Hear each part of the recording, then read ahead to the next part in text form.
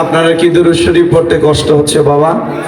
আল্লাহর নবী বলেছেন আমার উম্মতের মধ্যে সবচেয়ে বখিল মানে সবচেয়ে কিপটা ওই উম্মত যার সামনে আমি নবীর দুরূদ শরীফ পড়া হইলো আর সে জবানরে বোবার মতো করে রাখলো। নবী বলছে এই উম্মত সবচেয়ে বখিল, সবচেয়ে কিপটা। আমরা কি বখিল উম্মত? কথা এখন আমরা বখিল উম্মত? নবীজি কয় উম্মত দুনিয়াতে সেই উম্মত আমি নবীর প্রতি যত বেশি দুরূদ শরীফ আদায় করবে জান্নাতের মধ্যে ওই উম্মত আমি নবীর তত কাছাকাছি থাকবে। জোরে কোন সুবহানাল্লাহ। তাহলে সবাই জোরে সোরে দুরূদ শরীফ পড়েন আল্লাহুম্মা সাল্লি মারহাবা মারহাবা সেই মাওলানা মুহাম্মদ ওয়া আলা আলি সাইয়্যিদিনা रहमतल लिल आलमीन नबीजी रहमतेर খাজিনা রহমত দিয়ে ভরপুর করেন রহমত ছাড়া বাঁচি না আল্লাহুম্মা সাল্লি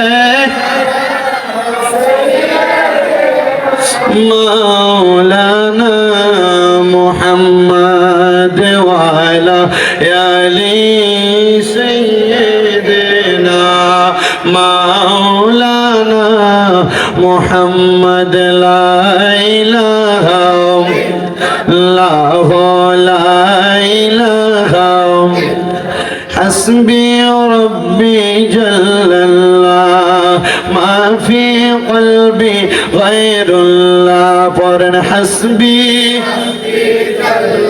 লা মা ফি কলবি গায়রুল্লাহ নূর মুহাম্মদ পড়েন নূর মুহাম্মদ লা ইলাহা ইল্লাল্লাহ লা ইলাহা ইল্লাহু নামাজ রোজা সাইরোনা কেহ মা বাবার খেদমত চাইরোনা বলেন নামাজ রোনা কেহ মা বাবার খেদমত চাইরোনা আমার নবীর দরদ বইল না আমার নবীর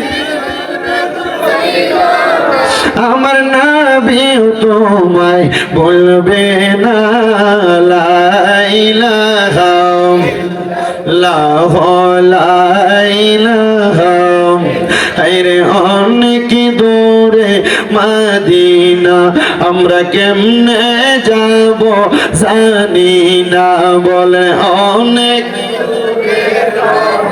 নাই আমরা কেমনে যাব জানি না হায়রে দয়া আল্লাহ দয়া করেন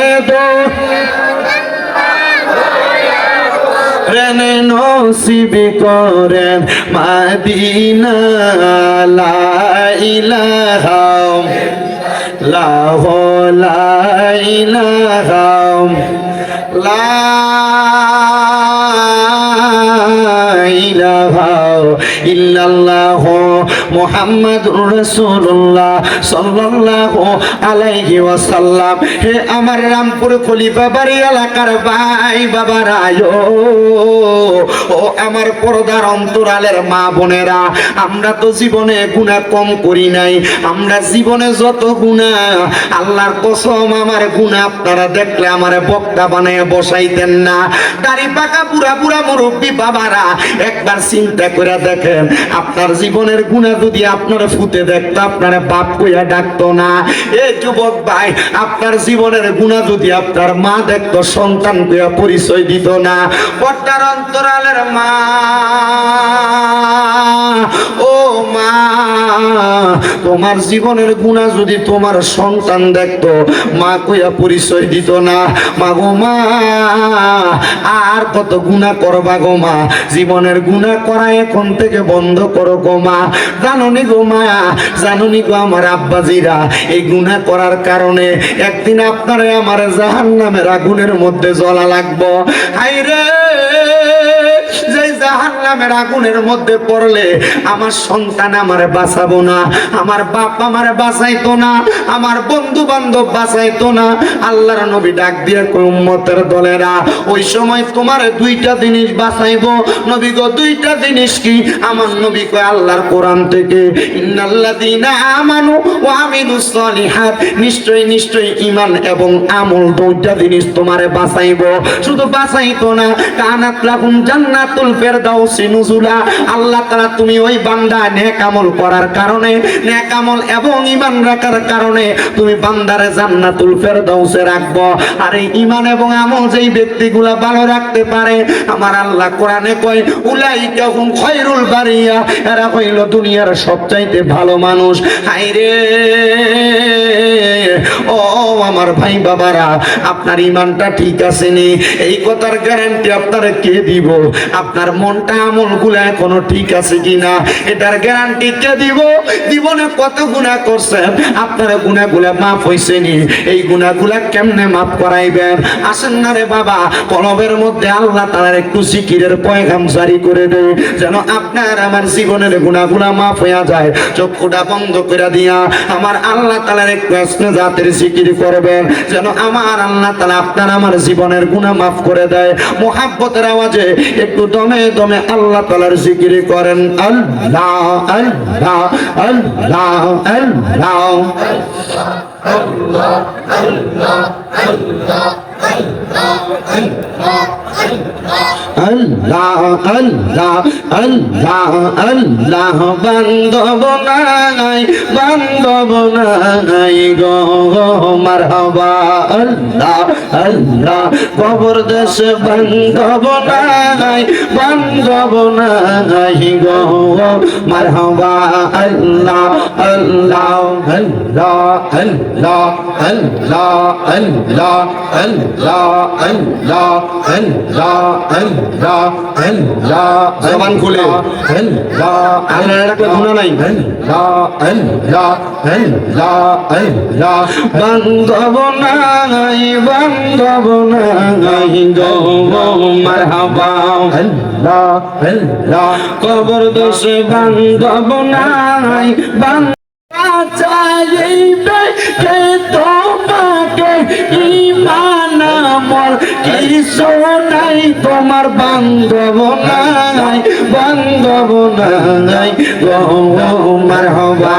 আল্লাহ আল্লাহ নবী সারা আপন কে গো নাই গো মুমিন ভাই, নবী সারা আপন কে গো নাই মারহাবা। আল্লাহ আল্লাহ নবী সারা আপন কে গো নাই গো মুমিন ভাই, নবী সারা আপন কে গো নাই মারহাবা। আল্লাহ আল্লাহ রাহমাতুল লিল আলামিন, আপনি উম্মতের জাবিন, উম্মত সারা নবী কি সব বোঝে না মারহাবা। আল্লাহ আল্লাহ উম্মতের লাগিয়া সাজদায় নবী পড়িয়া কান্দন সদা উম্মত বলিয়া, হায়রে মুমিন ভাই নবী সারা আমার বান্ধব কে গো নাই মারহাবা। আল্লাহ আল্লাহ আল্লাহ হায়রে হাবিবুল্লাহ আমরার চোখের মনি মক্কি মাদানি, হাবিবুল্লাহ আমরার চোখের মনি মারহাবা। আল্লাহ আল্লাহ আল্লাহ আল্লাহ আল্লাহ আল্লাহ হাবিবুল্লাহ আমরার চোখের মনি মক্কি মাদানি, হাবিবুল্লাহ আমরার চোখের মনি মারহাবা। আল্লাহ আল্লাহ পাইতে চাইলে আল্লাহকে পাইতে হবে রাসূলকে, পাইতে হবে যত আউলিয়াকে মারহাবা আল্লাহ আল্লাহ পাইতে চাইলে মওলার দিদার পাইতে হবে নবীর দিদার পাইবা যত আল্লাহ তাআলার ওলি মক্কি মাদানী হাবিবুল্লাহ আমরার চোখের মনি মারহাবা আল্লাহ আল্লাহ আল্লাহ আল্লাহ ইলাহা ইল্লাল্লাহ মুহাম্মাদুর রাসূলুল্লাহ সাল্লাল্লাহু আলাইহি ওয়াসাল্লাম। জবান বন্ধ রাখবেন না, মুহাব্বতের আওয়াজে উচ্চ কণ্ঠে জোরে জোরে পড়েন আলহামদুলিল্লাহ। কারিম থেকে ছোট্ট একটা আয়াতে কারিমা তেলাওয়াত করেছি, যে আয়াতে কারিমার তাফসীর করেছেন আল্লামা জালালউদ্দিন সুয়ুতী রাহমাতুল্লাহ আলাইহি।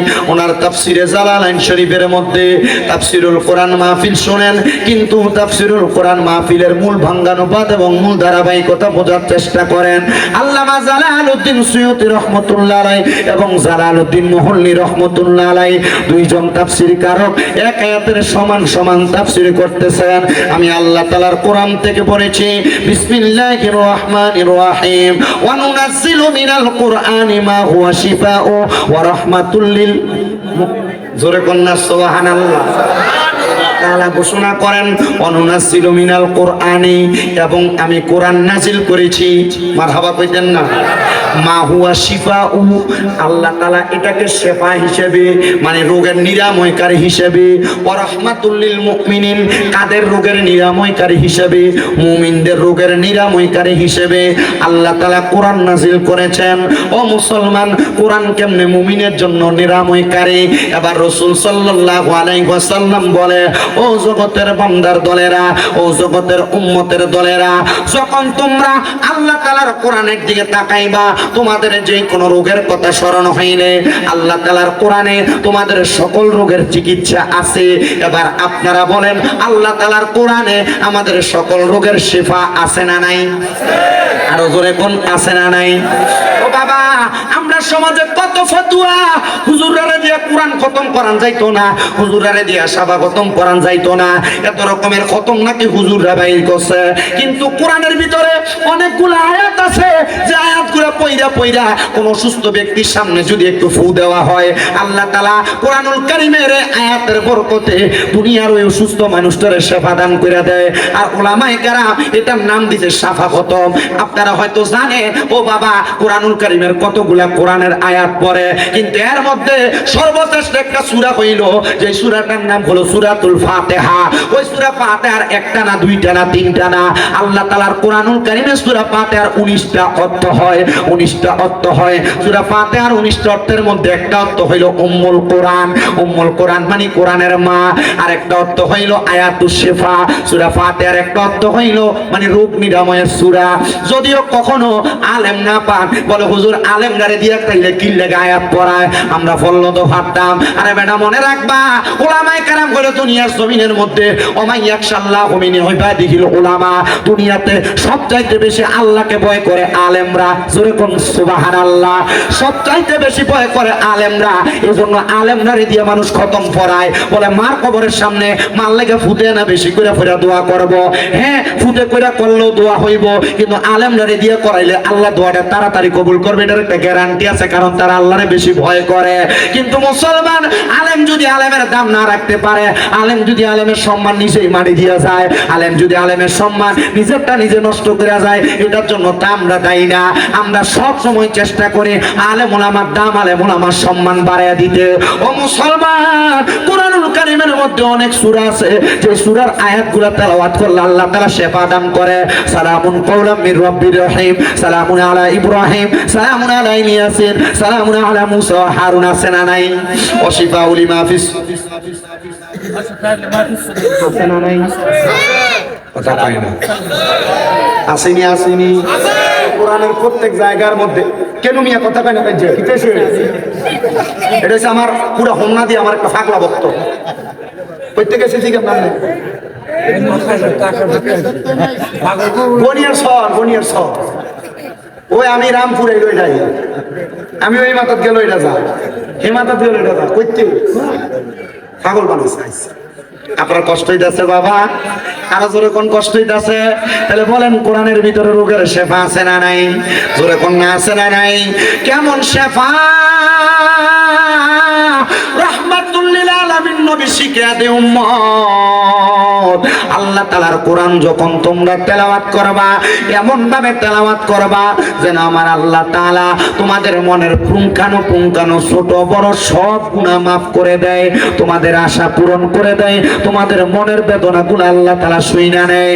এবার রাহমাতের নবী, কামলিওয়ালা নবী, সিরাজুস সালিকিন নবী মুহাম্মদুর রাসূলুল্লাহর ঘোষণা, ওগো উম্মতের দল, ও উম্মতের দল, এই কোরআন তোমাদেরকে দুনিয়া এবং আখিরাতের মুক্তির পথ হিসেবে আল্লাহ পাঠাইছে। হুদাল্লিল মুত্তাকিন, কোরআন তো মুত্তাকিদের জন্য পথ প্রদর্শক। কোরআন কার লাগা পথ প্রদর্শক? হুদাল্লিল মুত্তাকিন, মুত্তাকিদের জন্য পথ প্রদর্শক। বলো হুজুর, তাইলে কোরআন কেন অন্য মানুষ মানে যারা বাদ মানুষ তাদেরকে পথ প্রদর্শন করবে না? বলে না না না, কোরআনের আগে এই কোরআন তো মানলে পরে একজন বিধর্মী তারা কেমন ডাইরেক্ট কোরআনে দাওয়াত দিবে? ডাইরেক্ট কোরআন শিখবো? এই ব্যক্তির কাছে ইসলামের মৌলিক বিষয়গুলো উপস্থাপন করা লাগবে, যেগুলা শুই না একজন বিধর্মীর কাছে ভালো লাগবে, তখন সে ইসলাম ধর্ম গ্রহণ করবে। তখন তাকে ঈমানের ধারাবাহিকতা বুঝাইবেন, তারপর কোরআনের মানে আমলের দিকগুলা বুঝাইবেন, তখন সে কোরআন পড়বে, ভালো ভালো দিকগুলা গ্রহণ করবে। শুনেন বাবারাম, এই কোরআন কেমন ভাবে একজন ব্যক্তির শেফার কারণ হয় আমি আপনাদেরকে শুধু সেই কথাগুলাই বোঝাইতে চেষ্টা করতেছি। আল্লাহ তাআলার অনেক বান্দা দুনিয়াতে বসবাস করে, কিন্তু অনেক হাফেজে কোরআন দুনিয়াতে বসবাস করে। হাফেজে কোরআন মানে বুঝেন তো আপনারা, যারা কোরআন শিক্ষা গ্রহণ করে মানে কোরআন মুখস্থ করে, ওই হাফেজে কোরআনরা আল্লাহ তাআলার কোরআন মুখস্থ করে কথা সত্য, কিন্তু তারা এই কোরআনের তাসির তাদের সিনার মধ্যে কতটুকু আছে তাদের চাইতে বেশি কিন্তু আল্লাহ ছাড়া আর কেউ জানে না। একদিন দামেস্কের জমিনের মধ্যে একজন হাফেজে কোরআনের সিনার মধ্যে কোরআন আছে কথা সত্য, উনি চিন্তা করলেন আমার পেটের মধ্যে বড় ব্যথা হওয়ার কারণে আমার মাথাটা এমন অবস্থা হয়ে গেছে, আমি পাগল পারা হয়ে গেলাম, কোনো ওষুধে আমার কাজ করে না, আমি কোনো জায়গায় গেলে এই ওষুধ দিয়ে আমার পেটের রোগটা সেবা হয় না। এবার আমি শুনতে পাইলাম আমাদের এলাকার মধ্যে নাকি একজন হক্কানি ওলি আছেন। ও বাবা, আল্লাহর ওলির দরবারের ভিতরে মাসির ফতোয়া দেয়া যায়। আরে বাবা, নবী যখন দুনিয়াতে ছিলেন, নবীজি দুনিয়া থেকে রওজা মুবারকে যাওয়ার আগে দুনিয়ার জমিনের ভিতরে এই দুনিয়াতে মাসির যে ফতোয়া মারে আপনার কাছে, এগুলা তো আপনারা বুঝাই দিয়ে গেছে গা, আপনারা এরপরে আর বুঝার মতো আপনি চিন্তা করতেছেন আর কইছে এটা সহি, এটাই সহি, এটাই সহি না। আরে বাবা, মাজারওয়ালা এই ব্যক্তিগুলা তো আল্লাহর ওলি, এই ব্যক্তিগুলা তো হক্কানি। কিন্তু হ্যাঁ, আরেকটা কাহিনী আছে, আপনার এই অত্র অঞ্চলের ভিতরে বিভিন্ন জায়গায় মাজারের ভিতরে আছে না, আল্লাহর ওলির নাম দিয়ে মাজারের ভিতরে বেরিয়ে দিয়ে গান করে। কথা ঠিক আছে নি ভাই? কথা ঠিক আছে নি? মাজার মানে গান বাজনা না তো, মাজার মানে আল্লাহর ওলির দরবার মানে গান বাজনার জায়গা না। আল্লাহর ওলির দরবার মানে তরিকত, শরীয়ত, হাকিকত, মারফত সব শিক্ষা গ্রহণের জায়গা। সুবহানাল্লাহ নাই দো, সুবহানাল্লাহ নাই দো। আরে গৌসে পাক আব্দুল কাদের জিলানীর দরবারে বেরিয়ে গান কইতো না, কাদা করিবে না ওদের দরবারে বেরিয়ে গান কইতো না, এখনো কয় না। হযরতে বাহাউদ্দিন নকশবন্দির দরবারে বেরিয়ে গান কইতো না, এখনো কয় না। মুজাদ্দেদ আল-হাসানির দরবারে এখনো বেরিয়ে গান কয় নাই, ভবিষ্যতে কইতো না।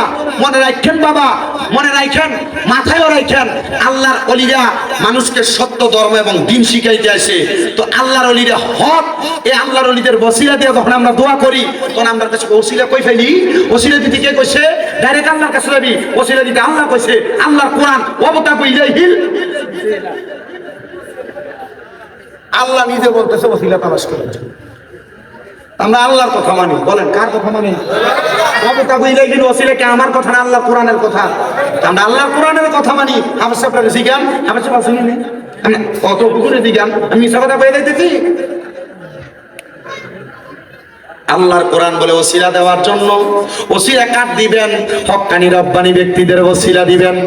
কথা কোন না, হক্কানি রব্বানি ব্যক্তিদের ওসিলা দিবেন। কেমন ওসিলা দিবেন? এবার ওই হাফেজে কোরআন বলতেছে, আমার পেটের মধ্যে বড় পীরা, দামেস্কের জমিনে বড় মাপের আল্লাহর ওলি, ওই আল্লাহর ওলি ওনার দরবারের মধ্যে কত মানুষ আসা যাওয়া করে, কত মানুষ আসা যাওয়া করে। ওই মানুষগুলা আল্লাহর ওলির কাছে যায় কত রকমের কথা বলে, কিন্তু বাবার আপনারা মনে রাখবেন, সব সমস্যার সমাধান করে দেয় কি? ধরে বলেন না কে? আল্লাহ করে দেয়, কিন্তু আল্লাহর বলিরা সামান্য ওসিলা মাত্র। ও বন্ধু, হাফেজে কোরআন বলে আমি নিয়ত করলাম, মনে মনে চিন্তা করলাম, আমার পেটের মধ্যে তো এত ব্যথা, আগামীকালকে সকালবেলা আমি বাড়ির মধ্যে যাইয়া আল্লাহ তাআলার কোরআন তেলাওয়াত করব। এই কোরআন তেলাওয়াত করলে আল্লাহ তাআলা যদি এই আল্লাহর বলির ওসিলায়, আল্লাহর বন্ধুর ওসিলায় আমার পেটের পীড়া, আমার পেটের ব্যথা যেন আল্লাহ ভালো করে দেয়। ওই ছাত্র হাফেজে কোরআন উনি বলেন, আমি আল্লাহর বন্ধুর মাজারের সামনে, মাকবারার সামনে দাঁড়ায়া দাঁড়ায়া আল্লাহ তাআলার কোরআন তেলাওয়াত করলাম। কোরআন তেলাওয়াত করার পরে আমি যখন তেলাওয়াত করতেছি, হঠাৎ করে দেখলাম আস্তে আস্তে আমার পেটের ব্যথা নিবারণ হয়ে যাচ্ছে, আমার পেটের মধ্যে কোনো ব্যথা নাই। আমি বাড়িতে চলে গেলাম, যাওয়ার পরে হঠাৎ পরের দিন আমি লক্ষ্য করে দেখলাম আমার পেটের মধ্যে আবার পীড়া দিচ্ছে, পেটের মধ্যে আবার ব্যথা দিচ্ছে। এমন টাইমে আমি আবার নিয়ত করলাম, হযরতে ফতে আলী সুবহানী রহমাতুল্লাহ আলাইহি নামক ওই আল্লাহর ওলির মাকবারার সামনে, মাজারের সামনে যায়া আমি আবার আল্লাহ তাআলার কোরআনুল কারীম তেলাওয়াত করব। উনি বলেন, আমি দ্বিতীয় দিন আবার আল্লাহর ওলির মাকবারার সামনে যাইয়া আল্লাহ তাআলার কোরআন তেলাওয়াত করতে লাগলাম। কোরআন যখন তেলাওয়াত করতেছি, আবার আমার আল্লাহ তাআলা আমার পেটের ব্যথা নিবারণ করে দিছে। জোরে জোরে বলেন সুবহানাল্লাহ, মুহাব্বতে কন্যা সুবহানাল্লাহ। এবার আল্লাহর ওলিটা লক্ষ্য করে দেখতেছে, সামনে দিয়ে আসো, তুমি এদিক দিয়ে পেছন দিয়ে যাও, পেছন দিয়ে, সামনে দিয়ে মানুষের ডিস্টার্ব দিও না।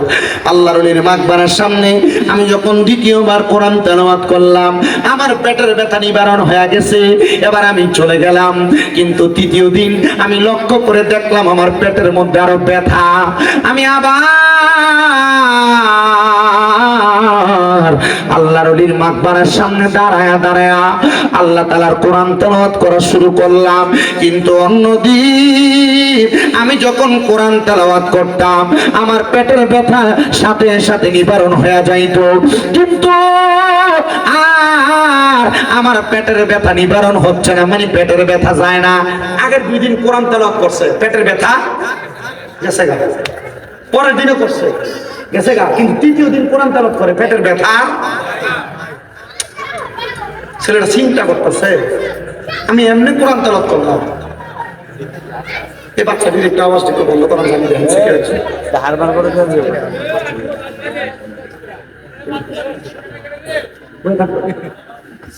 আবার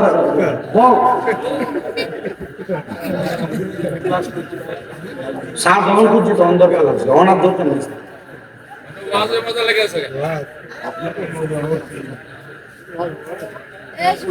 প্রথম দিন কোরআন তেলাওয়াত করছে, পেটের ব্যথা কি হয়ে গেছে?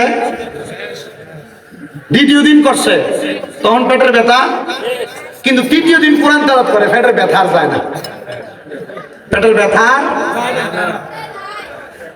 অন্যদিন যে পরিমাণ কোরআন তেলাওয়াত করতো, তার চাইতে 4 ডবল কোরআন তেলাওয়াত করে ফেলাইছে, কিন্তু পেটের ব্যথাই যাইতেছে না। ছেলেটা ডাক দিয়ে বলে, আমি আরো বেশি কোরআন তেলাওয়াত করতে লাগলাম, আমার পেটের ব্যথা নিবারণ হয় না। আমি যখন কোরআন তেলাওয়াত করতেছি, আবার আমার পেটের ব্যথা নিবারণ হয় না। আমার মাথাটা একটু গরম হয়ে গেছে। আমি এমন টাইমে ওই আল্লাহর ওলির মাকবারার পাশে, মানে মাজারের পাশে, কবরের পাশে আমি একটা বেদ দেখা এটা হাতের মধ্যে নিয়া আল্লাহর ওলির মাজারের উপরে, মাকবারার উপরে আমি ঠাস ঠাস করে 3টা বাড়ি মারছি।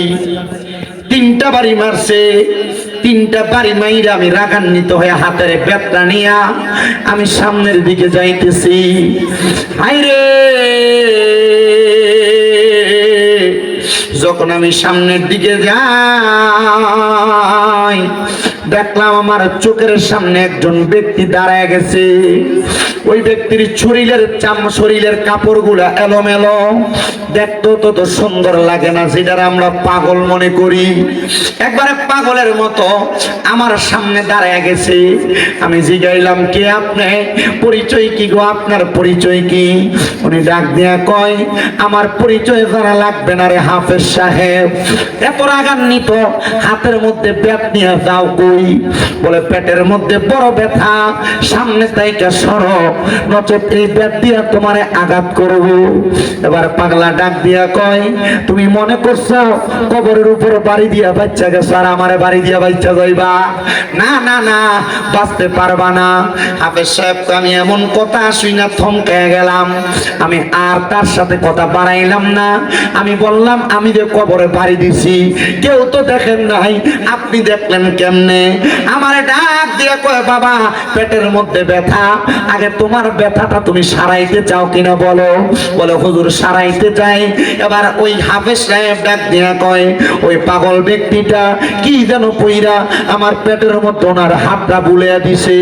বুলানোর সাথে সাথে আমার পেটের মধ্যে যে ব্যথা ছিল ওই ব্যথাটা নিবারণ হয়ে গেছে। আমার পেটে কোনো ব্যথা নাই। আর আমার বলছে, আর কোনোদিন আমার পেটের মধ্যে ব্যথা হবে না, আমার পেটে ব্যথা হবে না। এই কথাটা বলার সাথে সাথে আমি একটা লাফ দিয়া ওই পাগল ব্যক্তিটার পায়ের মধ্যে ধরে ফেলাইছি। আমি বললাম, হুজুর, ও আমার প্রাণের হুজুর, আমি আপনার কদমের মধ্যে ধরে বলি গো হুজুর, আপনার কদমে ধরে বলি হুজুর, আপনি বলেন না আমার পেটের ব্যথা আপনি যে ভালো করে দিলেন। আপনি এমন কি আল্লাহর ওলি? আমি তো এতদিন পর্যন্ত মরা ওলির কবরের ভিতরে যে কোরআন পড়ছি, আমি আপনার এতদিন পর্যন্ত চিনি নাই। উনি ডাক দিয়ে কই, পাওটা আগে ছাড়ো, তারপর আমার পরিচয় জানো। উনি আবার পাওটা ছাড়ার পরে ওই পাগল ব্যক্তিটা বলে, আবার তুমি আমার দিকে একটু তাকাও। এই তাকাও কথাটা বইলা ওই পাগল ব্যক্তিটা পিঠের মধ্যে থেকে পিছন দিক থেকে ফিরা, পিঠের উপর থেকে কাপড়টা ফিরে দিয়া ডাক দিয়ে কই, তাকায় দেখো তো আমার পিঠের মধ্যে কয়টা দাগ দেখা যায়? বলে, আপনার পিঠের মধ্যে দাগ দেখা যায় 3টা। এরে হাফেজ কোরআন, ওই কবরের মধ্যে বাড়ি দিছিলা কয়টা? বলে, বাড়ি দিছিলাম 3টা। বলে, 3টা বাড়ি আমার পিঠের ভিতরে লাইগা রয়েছে রে, আমি তোর বাড়িগুলা সহ্য করতে পারি নাই। তুই যখন বাড়ি দিয়া আমার কবরের সামনে থেকে চলে আসো, আমি আমার মাওলার কাছে ফরিয়াদ জানাইছি, আল্লাহ আমার একবার ক্ষমতা দাও, আমি দুনিয়াতে যাইয়া ওই হাফেজে কোরআন রে তার পেটের ব্যথাটার জন্য আরেকবার দোয়া কইরা দিয়ে আসি। হাফেজে কোরআন কয়, বুঝলাম না, আমি তো কবরের সামনে বাড়ি দিছি, কবরের মধ্যে বাড়ি দিছি, আপনার পিঠে আসলো কেমনে? আর আপনি বা কেন আমার পেটের ব্যথা 2বার বালা হয়েছে, 3য়বার বালা করাইলেন না? ডাক দিয়া কয়, বাবারে ব্যথা তো মাফ করার মালিক আল্লাহ, ব্যথা দেওয়ার মালিক আল্লাহ। কথা কোন, কথা কোন, কথা কোন। আমার এত রোগ হয়, এতে জ্বর হইয়া রয়েছে। গত পরশুদিন মাহফিল করছি, পরশুদিন তো করলাম বাঞ্ছারামপুর করিগঞ্জ গেছি, বাঞ্ছারামপুর করিগঞ্জ যদি ফেরিঘাটের এখানে স্টেজ থেকে নামার পরে দাঁড়াইতে পারতেছি না, গাও একবারে থরথর করে কাঁপতাছে। ব্যাপারে কইলাম, তাড়াতাড়ি যে কোনো ফার্মেসির সামনে আমার গাড় করেছে। তেমন বাড়িতের মতো টাইনে গেছে গরিপুর পর্যন্ত। গরিপুর পর্যন্ত যায়া তো মোটামুটি এক হসপিটালের সামনে নিয়ে ঢুকাইছে। এনে যাও না তো, আমার কাছে ডাক্তার আছে, আপনারা হয়তো পরীক্ষা দিব, রক্ত পরীক্ষা করতে না কইছে, বুঝছি গাড়ি করে। আসলে রক্ত বাইক করলে এটা আমার কাছে ভালো লাগতো না। এমনি একবার রক্ত দিছি আলহামদুলিল্লাহ, কিন্তু আমার সে এটা আমার কাছে ভালো লাগতো না। জ্বর হয়েছে ঠিক আছে, আগে বাইর যাই ফেলে দেখতাম, এমনি কোনো কামটা হইতো না। আমি কাছে তাওয়াক্কাল তো আল্লাহ ওয়া রাসূল, আগে বাড়ির যাই, পরে কুমিল্লাতে যাইয়া কুমিল্লার টেলিকোনা সমনিতে আলিফ ফার্মেসি আছে, আমার এক ভাই মুজাম্মেল ভাই, ওনারা কইলাম ভাই শব্দ আছে, পরে মাপ দিয়ে কইলাম না 160 ডিগ্রি, পরে মাপ দেওয়ার পরে কি সাপোজ বুঝ যেটারে কই আর কি এটি দিছে, আর ওষুধ পাল্টাই দিছে। লইয়া মোটামুটি দেখলাম যে পরের দিন থেকে একটু ভালো আছে। আজকেও গতকালকেও 2টা মাহফিল করতে পারছি, আজকেও 2টাই যে আপনাদের সুন্দর করে করতেছি। শরীর এখনো পর্যন্ত মোটামুটি ভালোর দিকে, বাকিটা এখন থেকে নামার করে বুঝতে পারবো। আপনারা দোয়া করবেন আমার লেগা। আমি কইলাম যে আল্লাহ, আমি যদি তোমার মাহফিলে না যেতে পারি, মানুষ আমার বাদে বলবে। শরীর অসুস্থ হয়ে গেলে মানুষ বোঝে না, আসলেই বোঝে না। আমার গত কয় তারিখ 4 একটা মাহফিল, আমি মাহফিল কমিটিতে কইলাম, আমার তো শরীরটা ভালো না, আমার 9টার মধ্যে মাইক দিয়ে দিল, 9:30 একদম আমি 9:30 নিব করে নিছে তো আর আমার স্টুডেন্ট নাই 9:30 নিতে নিতে নিচে 10টা। আমি মোটামুটি কোথাও একটু কালেকশন আছে, আমি 1 ঘন্টা 20 মিনিট ওয়াচ করে আমি কালেকশনে ঢুকছি, 1 ঘন্টা 40 মিনিট হয়ে গেছে। 1 ঘন্টা 40 মিনিট পরে কালেকশন সব করে সারছি। হুজুর আমরা মাদ্রাসার কালেকশন, তার মানে কি সে আমার অসুস্থতা বুঝছে? তার কথা আমি হুজুর টিয়া দিয়ে আনছি, বদিন দিয়ে টিয়া দিয়ে আনছি বদিল্লা। এরপরে দেখেন এই কালেকশন করে দেওয়ার পরে মুনাজাত দিব, এরা হুজুর একটু জিকির করেন না। আমি বললাম তোর বিবেক না, তোর আকল নাই। তো পরে একটু বোঝাইলাম যে কোনো মাহফিল কমিটি বক্তাদের কষ্ট বুঝবে, আমি ওয়াজ করবো আপনার বাড়িতে কিন্তু মোটামুটি যার যেমন ঘুমাই দেবে না। আমি কিন্তু এখান থেকে যাইতে যে মনে করেন 2.5 ঘন্টা একবার আমার হিসাব দেয়, এখান থেকে কুমিল্লা থেকে 2.5 ঘন্টা লাগে। কিন্তু এই যে কুয়াশা, দিনের বেলা হিসাব করছেন 2.5 ঘন্টা, কিন্তু সামনে দিয়ে ফাঁসা দূরে দেখা যায় না, গাড়ির সামনে ফাঁসা দূরে দেখা যায় না, কয়েক দূরে দেখা যায় না, 5 হাত দূরে দেখা যায় না। তখন আর কেমন 2.5 ঘন্টাতে কুমিল্লা যায়, তখন চাইতে দিতে ফজর।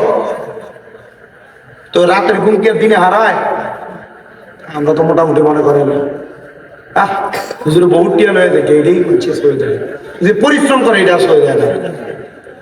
কই আপনার কাছে তো গত বছর দাওয়াত দিয়ে গেছে, আমার মাদ্রাসা 2-1টা ফলামিন বাড়াইতেন, তো হারাইছেন না প্রত্যেকে। কি দরকার যা কই বাবু যেমনি আছি এমনি আলহামদুলিল্লাহ, আমিন কোন আর জোরে কোন আমিন। আপনারা ফাড়াইলেও আছেন, না ফাড়াইলেও আছেন। গত পরশুদিন আমার মাদ্রাসার মাহফিল হয়েছে, 150 জন সবক লইছে, মারহাবা কয় না তো। 1 কয়জন সবক লইছে? 50 জন। এই মাদ্রাসায় ছাত্রই আছে 375 জন। এক মাদ্রাসার কথা বলছে, আমার মাদ্রাসা 6টা। যে হুজুরে বড় বড় লিখছেন ভিটটা দা হুজুরে জিজ্ঞেস হুজুর আপনার মাদ্রাসা কয়টা? এরা নিয়ে নিয়ে ঢাকা ফ্ল্যাট কিনে, বাড়ি কিনে, কথা কন না কা।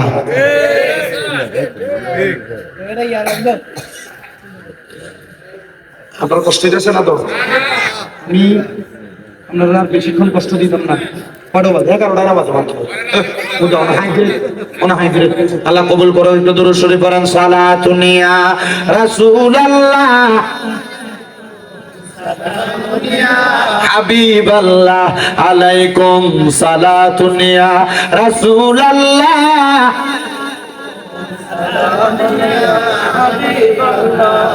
মদিনার মাটি যদি হইতাম, নবীজিকে বুকের মাঝে রাখিতাম।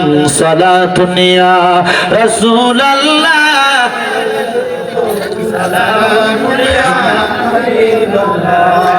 আলাইকুম সালাতুন ইয়া রাসূলুল্লাহ সালামুন ইয়া। হাফেজে কোরআন একটা ডাক দিয়া কয়, পাগল পাগল আপনার কাছে জানতে চাই, তাইলে আপনার কবরে বাড়ি দিলাম, এই বাড়ি যদি আপনার ফিডে লাগে। এ পাগল, তাহলে আমি যে আপনার কবরের সামনে দাঁড়ায় দাঁড়ায় কোরআন পড়ছি, প্রথম দিন আমার ব্যথা তো মাফ হয়েছিল, দ্বিতীয় দিন পড়ছি মাফ হয়েছিল, তৃতীয় দিন পড়ছি ব্যথা কেন বাড়লো? পাগল একটা ডাক দিয়া কয়, কোরআনে হাফেজ, ব্যথা দেওয়ার মালিক আল্লাহ, নেওয়ার মালিক আল্লাহ, বাড়াইয়া দেওয়ার মালিক আল্লাহ, কমাইয়া দেওয়ার মালিক আল্লাহ। হাফেজ সাহেব, প্রথম দিন যখন তুমি আমার কবরের সামনে দাঁড়ায় দাঁড়ায় কোরআন পড়ছ, তোমার কোরআন তেলাওয়াতটা আমি কবরের বাসিন্দার কাছে বড় মায়া লাইগা গেছে। আমি ওই সময় আমার আল্লাহর কাছে কইছি, আল্লাহ তার কোরআন তেলাওয়াতটা যেহেতু এত সুন্দর, আল্লাহ তার কোরআন তেলাওয়াতের বরকতে তুমি তার পেটের ব্যথাটা ভালো করে দাও। আমার আল্লাহ তাআলা তোর পেটের ব্যথা ওই দিন ভালো করে দিছে।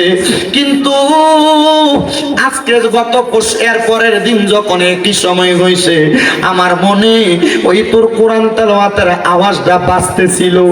আমি আল্লাহরে কইছি, আল্লাহ ওই ব্যক্তিটার পেটের মধ্যে আরেকটু ব্যথা বাড়াইয়া দিয়া দেখো না। সেনি আরেক বাড়াইছে আমার কবরের সামনে কোরআনটা পড়ে। আমার আল্লাহ তোর পেটের ব্যথা বাড়াইয়া দিছে, তুই যখন কোরআন পড়ছস। আমি আল্লাহরে দোয়া করছি, আল্লাহ এবার আপনি আবার তার পেটের ব্যথাটা আবার বাড়া কমাইয়া দেন। আমার আল্লাহ দোয়া কবুল কইরা তোমার পেটের ব্যথা কমাইয়া দিছে। যখন তুমি তৃতীয় দিন আমার কবরের সামনে কোরআন পড়ছো, আমি যখন তোমার কোরআন তেলাওয়াত শেষ হয়ে যায়, আমি আমার আল্লাহর কাছে দোয়া করছি, আল্লাহ আপনি তার পেটের ব্যথাটা আরেকটু বাড়াইয়া দেন, সে যেন আমার কবরের সামনে আরেকটু বেশি করে কোরআন শরীফ পড়ে। আল্লাহ আপনি আরেকটু বাড়াইয়া দেন, সে যেন আমার কবরের সামনে একটু বাড়াইয়া কোরআন শরীফ পড়ে। হায়রে তুমি যখন আরেকটু বাড়াইয়া পড়ছো, তুমি যখন কোরআন তেলাওয়াত আবার শেষ করো, আমি আবার আমার আল্লাহর কাছে কইছি, আল্লাহ আপনি তার পেটের ব্যথাটা আরেকটু বাড়াইয়া দেন, সে যেন আরেকটু আমার কবরের সামনে কোরআন তেলাওয়াত পড়ে। কিন্তু আমি বুঝছি না রে, তুই যে এই কোরআন তেলাওয়াত করতে করতে বিরক্ত হইয়া যাবি, রাগান্বিত হইয়া আমার কবরের উপর আঘাত করবি। তার মানে বোঝা যায় আল্লাহর ওলিদের কবরের উপরে আঘাত করলেও এটার ব্যথা আল্লাহর ওলিরা পায়। কথা কন্যা ঠিক কিনা? অনেক মুনাফিকেরা, অনেক বেঈমানেরা গত কয়েকদিন সরকার পতনের পরে দেখছেন নি আপনারা, জানি না মাজারের মধ্যে হামলা চালাইছে, আল্লাহর ওলির মাজার ভাঙতে গেছে। আরে অনেক মানুষ এটার বিরোধিতা করছে, আমি কিন্তু বিরোধিতা করছি না। আমারে যখন কেউ কয় হুজুর দেখছেন নি এরা তো যায় যায় মাজার ভাঙ্গালায়, আমি কইছি বেশি কইরা ভাঙতো ক। বলে হুজুর মা এটা কেমন কথা কন? আমি কইছি এরা মাজার ভাঙতে গেছে, মাজার কিন্তু ভাঙছে না। কয় হুজুর কেন গো? আমি কইলাম এরা তো মাজার ভাঙতে যায় শুধু উপরের ইট পাথরটি সরাইছে। এরারে কইয়া দেখো 3.5 হাত মাটির তল পর্যন্ত যাইতে যাইয়া দেখবো ওই জায়গার মধ্যে মাজারওয়ালা জিনিস শুয়ে রইছে রে, তাজা আল্লাহর ওলিরা শুয়ে রইছে। আরে কেউ শেষ পর্যন্ত ভাঙ্গে নাই, উপর দিয়া ভাঙ্গা ভাঙ্গা চলে আসছে। রাতের অন্ধকারে সোরার মতো যায় যায় ভাঙছে। ঘোষণা দিয়া যদি সুন্নিরা আর আল্লাহর ওলির মাজার ভাঙতে যাইতো, আল্লাহর কসম সুন্নিরাও তাদেরকে প্রতিহত করত। মনে রাখবেন আমার আল্লাহর নবী ঘোষণা করে, আল্লাহ তাআলা হাদিসে কুদসির মাধ্যমে জানিয়ে দেয়, মান আদালি ওয়ালিয়ান ফাকাদ আযামতুহু বিল হারব। আমার আল্লাহর বন্ধুদের সাথে যারা দুশমনি করে, আল্লাহর ওলিদের সাথে যারা বেয়াদবি করে, আমার আল্লাহ কয় আমি আল্লাহ নিজে তার লগে যুদ্ধের ঘোষণা করি। এবার আপনারা বলেন বাবারা, আল্লাহর ওলিদের লগে বেয়াদবি করলে যদি আমার আল্লাহ যুদ্ধ ঘোষণা করে, আল্লাহর লগে যুদ্ধ করার ক্ষমতা দুনিয়ার কোনো মানুষের আসেনি রে বাবা, নাই নাই নাই। আল্লাহর লগে যুদ্ধ করতে যাইবা, আল্লাহর লগে যুদ্ধ করতে গেলে ফেরাউনের নমরুদের মতো জুতার বাড়ি খেয়ে মরা লাগবো। মা কথা কয় না খা, ফেরাউনের মতো নীল নদের পানির ভিতরে সুবা খেয়ে মরা লাগবো। এই জন্য আল্লাহর ওলিদের লগে তোমরা কোনোদিন বিয়াদবি কইরো না। পারলে মানবা, না পারলে দূরে দূরে থাকবা। কিন্তু যখন তুমি কোনো আল্লাহর ওলিদের সঙ্গে বিয়াদবি করবা, আমার আল্লাহ তাআলা ডাইরেক্ট তোমার দুনিয়া এবং আখিরাতের মধ্য থেকে তোমারে কাটায়া রাখবে। এই জন্য আমার পর্দার অন্তরালের মা ও আমার বাবারা, আমি যেই জন্য এই কোরআনুল কারীমের মর্যাদার বয়ানটা করতেছিলাম, আপনারা বেশি বেশি করে কোরআন তেলাওয়াত করবেন। আপনারা অনেকে কত দোয়া করেন, আমার আল্লাহ তাআলা আপনারা দোয়া কবুল করে না। এই কথা বলেন না, কত দোয়া করেন দোয়া কবুল করে না। এর মধ্যে দোয়া কবুল না হওয়ার কারণ হলো 3টা। কয়টা? ধরে কোন না কয়টা? দোয়া কবুল না হওয়ার কারণ হলো 3টা। 1 নাম্বার হালাল খানা ফেটে যায় না। 2 নাম্বার আমরার ভিতরে ইখলাস নাই। ইখলাস মানে খোদা ভীতি নাই আর কি, ইখলাস নাই। 3 নাম্বার আমরার ভিতরে ইহসান নাই, মানে মানুষের প্রতি মায়া মোহাব্বত, মায়া মমতা নাই। এই জন্য আমরা দোয়া দিয়ে আল্লাহর কাছে কবুল হয় না। তো দোয়া কবুল হওয়ার মূল মাধ্যম যেটা, ইবাদত কবুল হওয়ার মূল মাধ্যম যেটা, সেটা হলো হালাল খানা। আমরা হালাল খামো কই থেকে? আমরা সমাজের ভিতরে যে সুদ খোরের অভাব নাই, কথা কন না কেন? আমরা হালাল খামো কই থেকে? আমরা সমাজে ঘুষখোরের অভাব নাই। আপনারা আবার ঠিক ঠিক কইতাছেন, এদিকে ধরে নিয়ে আপনারা মসজিদের সভাপতি বানান, এদিকে ধরে নিয়ে আপনারা মসজিদের সেক্রেটারি বানান, এদিকে ধরে নিয়ে আপনারা এলাকার হদ্দার বানান, এদিকে ধরে নিয়ে আপনারা আদ্দার মাতাব্বর বানান। কথা কই না? আসেনি? আছে আছে আছে।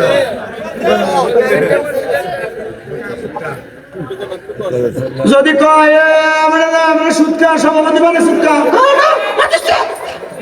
মসজিদের ছাদ ডালে দিয়ে দিছে বেটা, মসজিদের রডটি দিছে লাগে বেটা সভাপতি। কথা কেন কা ওই বেটা দিয়ে এলাকার ঘুষখোর, বেটা দিয়ে মানুষের জমি দখল করে খা, বেটার মসজিদে সেক্রেটারি মানে সুৎকা না, মসজিদে টাইলস দিছে বেটা। কথা কেন কা আছে না নাই?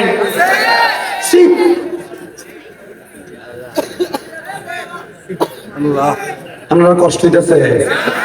আসেনি এমন, কম না বেশি? এলাকা হকদারি করে এবারটা, এবারটার ভাই বাতিতে জমি দখল করে রাখা, এবারটা তো মানুষের বিচার করতো, হিসাব আর তোর ভালো এবারটা।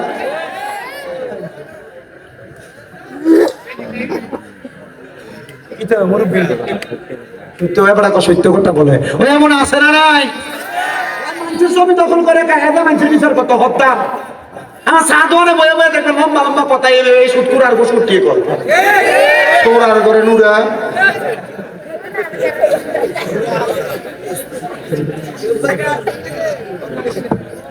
আছে না নাই? আমার দেখবেন এই রামপুরের বাজারে দিয়া মুরগা কিনতে আপনি দেশিটা কিনতে পারতেন, আপনি কিনতে পারতেন না। এবারে এক মনে কিনতে মুরগার দাম 3000, এবারে প্রায় 3500 মধ্যে কেউ আপনি 3000 তো বেচাইলে কষ্ট হয়ে দেবো। আমার ইচ্ছে হয়েছে আধা মনে এক সমানে কিনবা, ঠিক আছে? এই প্রত্যেকে আছে কথা কয় না? আছে না নাই? আছে না নাই? আমার আমনের এলাকার ভিতরে সাধনে বলে এদের সত্যি কথা কন, এক কাপ সায়ের লোভে, এক কাপ সায়ের লোভে এদের সত্যি কথা।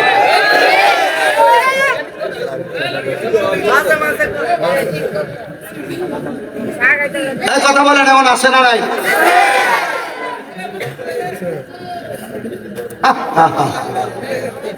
কি জবাব দিব আল্লাহ? আবার অবৈধ জমি মনে করেন বাপ মরে গেছে, বাপ বইনের সম্পদ বুঝিয়ে দেয় না, আছে কি 2 লাখ দিয়ে দিয়া কব দাবি দাবি দেয়, দাবি ছেড়ে দে। বড় ভাই মরে গেছে, ভাই বাতি যারা জমি বুঝিয়ে দেয় না, এমন সিটার নাই আপনার এলাকা?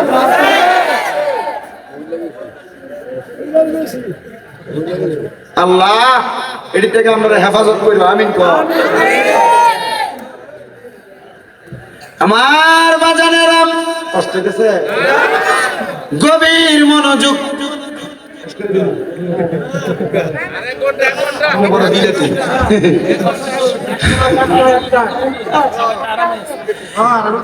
আমার তো আরাম না, আমার তো বেড়াম। আমার বাজানেরা গভীর মনোযোগ দিয়ে বয়ানটা শ্রবণ করবেন, তাইলে দোয়া কবুল হওয়ার যে সত্য, এমন হারাম খাওয়াইনারা হাজার দোয়া করলে দোয়া কবুল করত, কথা কোন কবুল করত?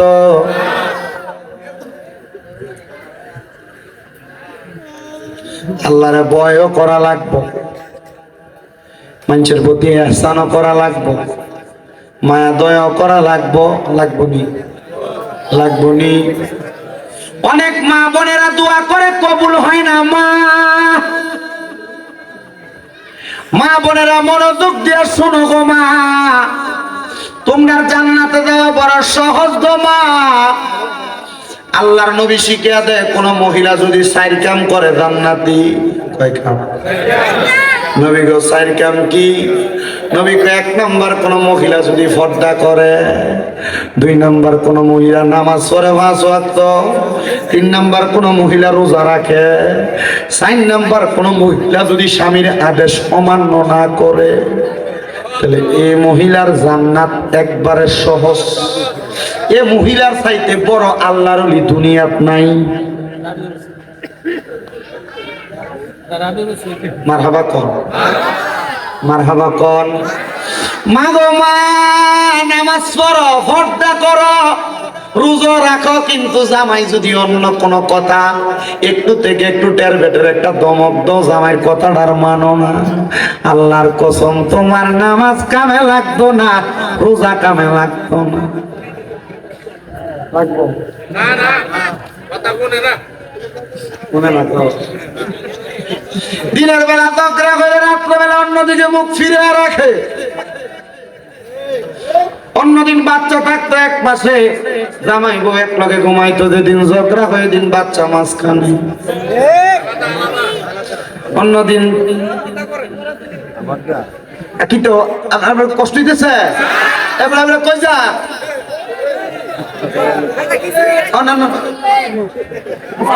তারা ধরে রাখতে কষ্ট।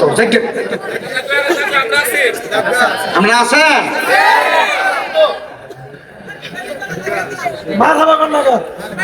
কয় না তো মার হাওয়া, এটা কইয়াতে মুর্শিদ ভাইয়ে আরো জোরে কোন মার হাওয়া। অন্যদিন জামাই বউ ঘুমাইতো দুই বালিশে, কিন্তু মা বোন দোয়া কবুল হইব কেমনে? আপনি কত দোয়া করেন, ঘর থেকে রোগ বালা মুসিবত ছাড়ে না, আরে ছাড়বো কেমনে মা? আপনি তো আপনার জামাইয়ের মন খুশি রাখতে পারছেন না, কথা কন। আমার বাবারা, আমার বন্ধুরা, ও পর্দার অন্তরালের মা বোনেরা, দোয়া কবুল হওয়ার মূল মাধ্যমের ভিতরে আরেকটা মাধ্যম, স্বামীর মনটারে খুশি রাখা লাগবো। স্বামীর মনটা যদি অখুশি রেখে আপনি রাত্রবেলা ঘুমান, আমার আল্লাহর আযাবের ফেরেশতারা আপনারে লানত দিব। মহিলারা স্বামীর আদেশ মানতে চায় না, স্বামী তাদেরকে কত রকমের আদেশ করে শুনতে চায় না, কিন্তু আল্লাহর নবী বলে কোন মহিলা তাদের স্বামীর আদেশ ছাড়া বাবার বাড়ি তো যাইতে পারবে না। কিন্তু বাবার বাড়ি দূরের কথা, বেটি পুরা হুমনা বাজার ঘুরে চইলাইয়ে জামাইয়ের খবরও থাকে না। 3 বছর দাবাত দিতেন না দিলে কি তৈব?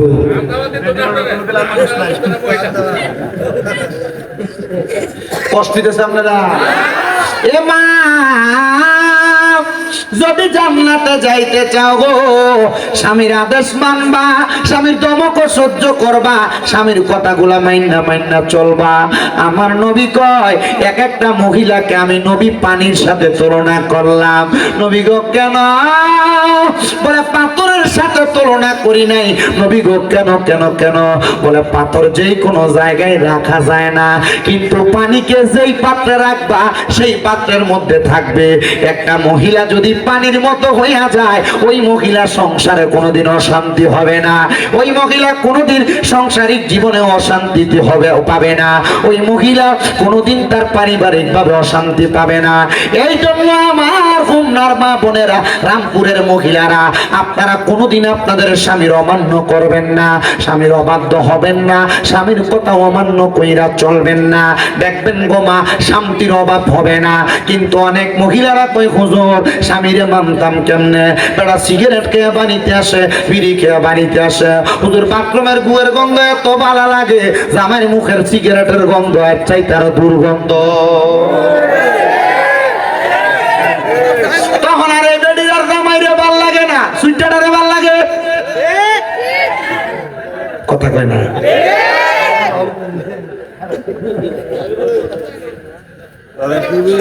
আপনার মুখের ভিতরে দুর্গন্ধ,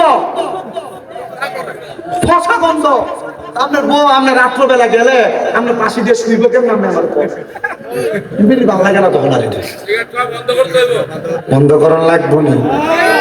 আল্লাহ দোহাই লাগে, যে পোলা পান অথবা যে ভাইয়েরা সিগারেট খায় এরা জিজ্ঞাসা করে দেখেন শিক্ষক কার কাছে। এরকম একদিন আমার এক ভাই কইছিল, কোন রকম একটা টান দিয়ে দেয় হস্তা, একদিন কোন রকম একটা টান দিয়ে দেয় হস্তা, তারা বানাইছে।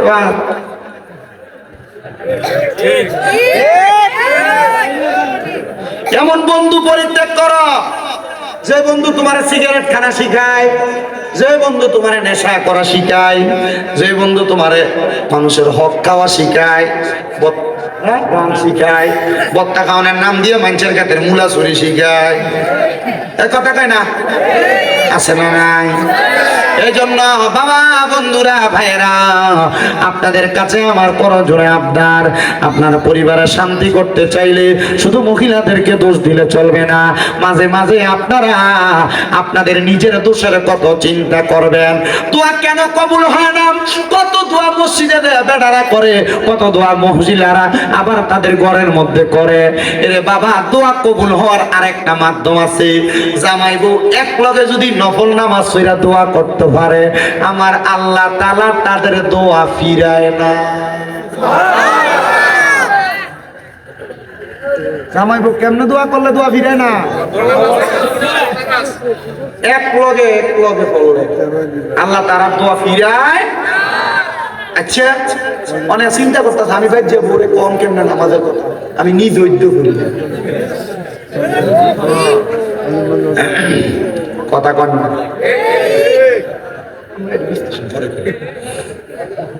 ঠিক আছে নি? জামাই বউ এক লগে, ওই যে বাসর রাইতে এক লগে ভরাই দিছিল 2 টাকা, আর কোনদিন ভরছে কিনা সন্দেহ। পড়ার দরকার আছে না নাই? দরকার আছে না নাই? ও বন্ধু, ও নবীর উম্মতের দলেরা, এমন দোয়া কে করছে জানো? এমন দোয়া করছে আল্লাহ তাআলার পয়গম্বর হযরতে জাকারিয়া আলাইহিস সালাতু ওয়াস সালাম। বয়স বড় বৃদ্ধ হয়ে গেছে জাকারিয়া নবী। তো জাকারিয়া নবী ছিল হযরত মরিয়ম আলাইহিস সালাতু ওয়াস সালামের খালু। হযরত মরিয়ম আলাইহিস সালাতু ওয়াস সালামের খালু। তো মরিয়ম আলাইহিস সালাতু ওয়াস সালাম যখন ছোট, মরিয়ম আলাইহিস সালাতু ওয়াস সালামের বাবা মারা যাওয়ার পর ওনারা লালন পালনের দায়িত্ব এ পড়ছিল জাকারিয়া নবীর উপরে। মারহাবা কোন? আর জাকারিয়া নবী ছিল বাইতুল মুকাদ্দাস মসজিদের ইমাম সাহেব। মারহাবা। 4 জন ইমামের ভিতর উনি একজন ইমাম। মরিয়ম আলাইহিস সালামের বাবা ছিল আরেকজন ইমাম, উনি মারা গেছেন, উনি ছিলেন দ্বিতীয় নাম্বার। মারহাবা। হযরত জাকারিয়া পয়গম্বর মরিয়ম আলাইহিস সালাম রে কুলি পিঠে করে মানুষ করার পরে যখন মরিয়ম আলাইহিস সালাম বড় হয়ে গেছে, জাকারিয়া পয়গম্বর আমার আল্লাহর কাছে দোয়া করে, আল্লাহ আমার মরিয়ম এখন আর আমার কাছে নাই গো আল্লাহ, আল্লাহ তুমি যদি আমার একটা ইবাদিকা সলিহিন নেক সন্তান দিতা, তাহলে আমি জাকারিয়া নবীর মনের আশাটা পূরণ হইতো, আমার কলিজা ঠান্ডা হইতো। জাকারিয়া নবী দোয়া কইরা কানতে কানতে বাড়িতে গেছে, চোখের পানি মুছতে মুছতে জাকারিয়া নবীর স্ত্রী জাকারিয়া নবীরে দেখা ডাক দিয়ে কই, স্বামী গো এমন ভাবে কান্না করতেছেন, কান্না করার কারণটা কি জানতে চাই? ডাক দিয়ে কই, স্ত্রী এমন ভাবে কান্না করার কারণটা তুমি জানতে চাও? আমি কান্দি আল্লাহ যেন আমার একটা সন্তান দেয়। বলে কেন? কারণ একটা সন্তানের দোয়ার কারণে আল্লাহ তাআলা মা বাপরে মাফ কইরা দেয়। হায় রে, আপনি না নবী, আপনারা কি লেগে মাফ করা লাগবে? উনি কয়, না রে না, সন্তানের প্রতি মায়া কোন মা বাবার নাই? অনেক পোলাপান মনে করে মা বাপ সন্তানকে বেশি বেশি এখানে সেখানে গেলে বারবার ফোন দিয়া দিয়া কয় তাড়াতাড়ি বাড়িতে আয়, এটা এমনি কয় না রে। মা বাপ চিন্তা করে পুত্রানি ওই জায়গায় বেশিক্ষণ থাকলে কোনো বিপদ হয়ে যায়, পুত্রানি ওই জায়গায় মধ্যে বেশিক্ষণ থাকলে কোনো বিপদে পড়ে যায়। সন্তান মাঝে মাঝে মা বাপ এই কথা বললে তুমি মা বাপরে ধমক দিয়া কও, কিছু হইতো না, আমি আইতাছি, রাহো রাতে ফোনটা খাইটা দাও। না না না, মনে রাখবা যারার মা বাপ নাই এরারে কেউ ফোন দিয়া খবর লয় না, এরারে ফোন দিয়া কেউ খোঁজ খবর লয় না। এজন্য আবদার জানাই রে, ও আমার রামপুরের বাবারা, মা বাপ যদি তোমরা এমন ফোন দিয়া খবর লয়, আম্মা আব্বারে কখনো তোমরা ধমক দিও না। এমন অনেক সন্তান তো আছে, মা বাপ যদি কোনো বিষয় বুঝিয়া কইতো চায়, সন্তান ধমক দিয়া বয়ালায়, কয় তুমি বয়া তাও তুমি বোঝো না। আরে তারা বোঝে না, তুই ফুতে বোঝো, মা বাপের মতো তুমি ফুতে বেশি বোঝো না। আম্মা আব্বা বুড়া হয়ে গেলে এদের থেকে পরামর্শ নিবে, এদেরকে অবহেলা করে চলবা না। মনে রাখবা, বুড়া মানুষের এক বুদ্ধি তোমার 10 বুদ্ধিও কারাইতো না। এজন্য সবার কাছে আমার আবদার, বৃদ্ধ মা বাবারে অবহেলা করিস না, বৃদ্ধ মা বাপরে বড় মায়া করবি, আদর যত্ন করবি। হযরতে জাকারিয়া নবীর স্ত্রী ডাক দিয়ে কই, স্বামী আপনি যদি আমারে বলেন গো, আমরা স্বামী স্ত্রী 2 জন মিলে আল্লাহর কাছে দোয়া কইরাম। এতদিন তো আপনি বাইতুল মুকাদ্দাসে দোয়া করছেন, আমি আমার ঘরে বইসা দোয়া করছি। আজকে রাত্রবেলা আমরা স্বামী স্ত্রী 2 জন বইসা দোয়া করব, দেখবেন দোয়া কবুল করব। অনেক মহিলারা সন্তান হয় না, আমি বলবো স্বামীরে নিয়ে একসাথে রাত্রবেলা তাহাজ্জুদ নামাজ পড়বা, দেখবা আমার আল্লাহ তাআলা সন্তান দান করব। অনেক মহিলাদের ঘরের মধ্যে বরকত হয় না, আমি বলবো জামাইরে নিয়ে এক লগে ঘরের মধ্যে নামাজ পড়বা। অনেক মহিলার ঘরের মধ্যে রোগ বালা মুসিবত ছাড়ে না, আমি কমু জামাইটারে নিয়ে একসাথে নফল নামাজ পড়বা ঘরের ভিতরে, রোগ বালা মুসিবত থাকবে না। তোমরা নামাজ আর দোয়ার বরকতে আল্লাহ তাআলা সব ধরে দিব। এবার আপনারা বলেন, আল্লাহর নিয়ামত অর্জনের জন্য স্বামী স্ত্রী একটাই কে করে ইবাদত করার দরকার আছে না নাই? জাকারিয়া নবীর স্ত্রী এবং জাকারিয়া নবী একসাথে দোয়া করে। দোয়া করার পরে আল্লাহ তাআলা জাকারিয়া নবী এবং ওনার স্ত্রীর দোয়া কবুল করে ফেলছে। আল্লাহ তাআলা বাণী পৌঁছে দেয়, জাকারিয়া তোমাদেরকে একটা সন্তান দেওয়া হবে। জাকারিয়া নবীকে আল্লাহ সন্তান দিতা তো দিতা, আরো আগে দিতা, কিন্তু এখন আমার বয়স বৃদ্ধ বয়স, তুমি আমার সন্তান দিবা। আলহামদুলিল্লাহ। এ জাকারিয়া, যখন সন্তান দেই নাই বলছি দেব না, তখনও বলতো আলহামদুলিল্লাহ, আবার এখনো কো আলহামদুলিল্লাহ। আল্লাহ তাআলা জাকারিয়া নবীর খুশি হয়ে একটা ছেলে সন্তান দান করছে। বাবা কইলেন না। ছেলে সন্তান দান করার পরে জাকারিয়া পয়গম্বর আল্লাহ তাআলার কাছে দোয়া করছি। জাকারিয়া নবীর ছেলেটা আস্তে আস্তে বড় হয়েছে। 7 বছর। কয় বছর? জাকারিয়া নবীর ঘর দুইটা, একটা ইবাদতখানা আর একটা হলো আলাদা সাইডের মধ্যে ইবাদতের জায়গা, একটা ইবাদতখানা আর একটা নিজে থাকার জায়গা। জাকারিয়া নবী বলে, সন্তানের 7 বছর বয়স, আমি আমার থাকার ঘরের মধ্য থেকে রাত্রবেলা বের হওয়ার পর রাতে আর ঘরে যাই নাই, আমি আমার ইবাদতখানার মধ্যে ইবাদত করতে করতে সময় কাটিয়ে দিছি। দেখবেন সকালবেলা ঘুম থেকে ওইটা সন্তানেরা বাবারে না দেখতে মাঝে মাঝে কান্দে। ছোট মানুষ কান্দে না? কান্না করে। তো জাকারিয়া নবীর সন্তান ঘুম থেকে জাগ্রত হইয়া জাকারিয়া নবীর সন্তানও কান্দে, মা আব্বাজান কোথায়? মা জননী দেখা দিতে তোমার আব্বাজান ওই ঘরের মধ্যে। এবার মা জননীর কথা শুনি না 7 বছরের ছেলে হাঁটতে হাঁটতে ঘরের মধ্যে প্রবেশ করলেন। এবার জাকারিয়া নবীর সন্তান জাকারিয়া নবীর কাছে যা দেখতেছে ওই ঘরের মধ্যে জাকারিয়া নবী নামাজের সেজদার মধ্যে মাথা ফালাইয়া রাখছে।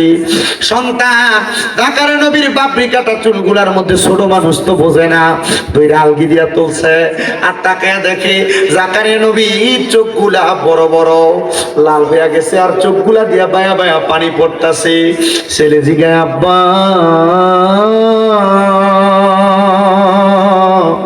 ও আব্বা, আপনার চোখের মধ্যে কেন এত পানি? জাকারিয়া নবী কান্দে, হাত ডাক দিয়া কয়, বাবা কবর এমন একটা মারাত্মক জায়গা রে, ওই কবরের পরে হাসর মিজান ফুলসেরা 3টা জায়গা আছে জান্নাতের আগে।